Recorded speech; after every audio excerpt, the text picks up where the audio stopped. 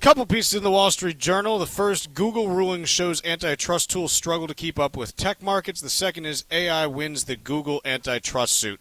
The first headline is wrong because antitrust tools didn't struggle to keep up with tech markets. The judge just decided, hey, here's the best quote that I've seen on it, quite honestly. The judge effectively decided that, hey, you know what?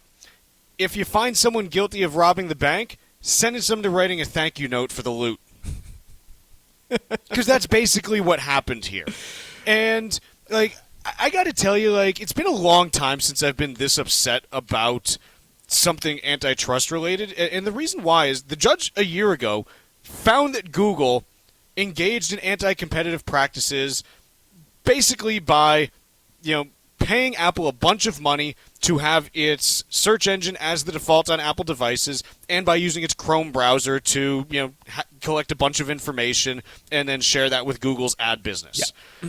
And then the judge said, no, you can continue doing all of that. And, that's kind of the ridiculous part of this whole thing. And so the most ridiculous piece in this, the more I've, read on this and thought about it, the judge said, hey, you know what? You can keep paying Apple the $20 billion a year to be the default search engine because otherwise Apple might be harmed and might not be able to make as good of phones. That's literally, so you did something illegal, but you did something with the money, and so now because someone else might be harmed, we can't take that money back. That's basically saying, hey, Bernie Madoff, you ran a Ponzi scheme, but we can't claw any of the money back because someone might be harmed by that. Yeah, so I'm with you on the piece about, frankly, they committed a crime. They became an anomaly. The judge found they committed a crime. That they committed a crime, and then he did not punish them for it whatsoever. And that piece to me is just confounding. Okay, so because you think there's some threat to their business, artificial intelligence, you're not going to take any action. At the very minimum, you find them some severe dollar amount for past behavior that was unacceptable, and God knows Google can afford it. I don't know if he has the capability to do that or not, and I'm getting a little bit out of my expertise when it comes to antitrust cases and what the judge can enforce versus not enforce.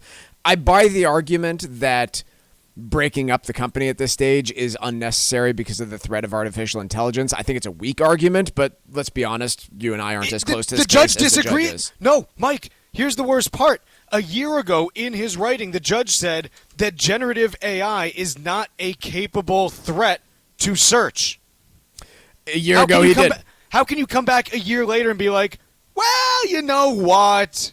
Well, it is. That's exactly what he did. Because I know! Meta credited the rise of nascent competitors such as OpenAI, Anthropic, and Perplexity with posing a threat to Google's search business, and those companies, quote, changed the course of this case. It sounds to me like the last year worth of development made him change his mind, and had he known about the direction of AI a year ago and done enough research into understanding it, might not have found them to be a monopoly, which I don't know how you do that given what they were found guilty of, but nonetheless, that Mike, seems to be what the judge Mike, in the last concluded. Year, Google stock is up 47%. How can you say credibly the business has been, under threat when it's not? It's not like they're making less money. Their earnings are up. Yep. Their revenue is up. We talked about how great their quarter was just, a couple weeks ago. I'm sorry. This is out in La La Land. This is insane.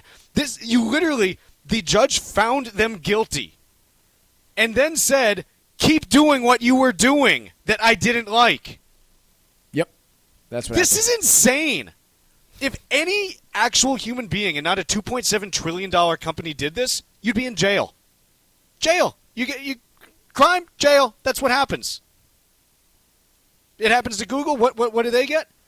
You know what? And here's the other part that's just ridiculous on this. In the decision, Google cannot use the same anti-competitive playbook for Gen AI products that it used for search. So why is it okay for them to use it for search but not generative AI? What? It's either wrong or it's not. And Furthermore, if you wanted to make a case, shouldn't they be allowed to use it for generative AI because they don't have any market power in that space?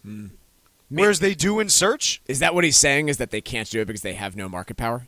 I don't know. Yeah. Like, either way, it's just insane.